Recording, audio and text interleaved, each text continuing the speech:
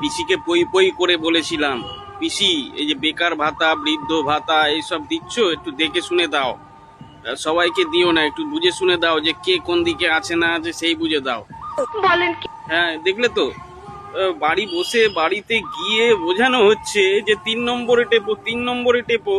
হ্যাঁ, সে জিজ্ঞাসা করছে সে কোথায়, ওই বড় ফুলটা কোথায়। দেখো, তা ভালো করে ভিডিওটা দেখো, তারপরে বুঝতে পারবো আমি কি বলতে চাইছি। হ্যাঁ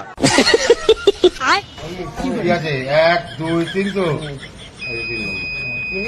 কিনে আমরা হ্যাঁ ঠাম্মা, 1 2 3, 3 নম্বরে আছে ঘাস ফুল। হ্যাঁ, হ্যাঁ জ্যোতিপ্রিয় মল্লিক জিন্দাবাদ। হ্যাঁ যে কাকা ইভিএম মেশিন নিয়ে গেছে বাড়িতে, তার মুখের হাসিটা দেখো।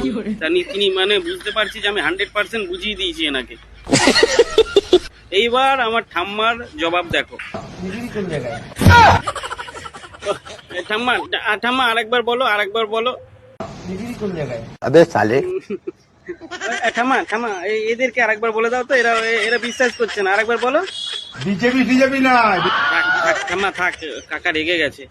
রাখবে না কেন, স্বাভাবিক জিনিস, সমস্ত কিছু দিচ্ছে, বাড়িতে বয়ে নিয়ে গিয়ে মেশিন পত্র দেখাচ্ছে 3 নম্বরে টিপতে হবে।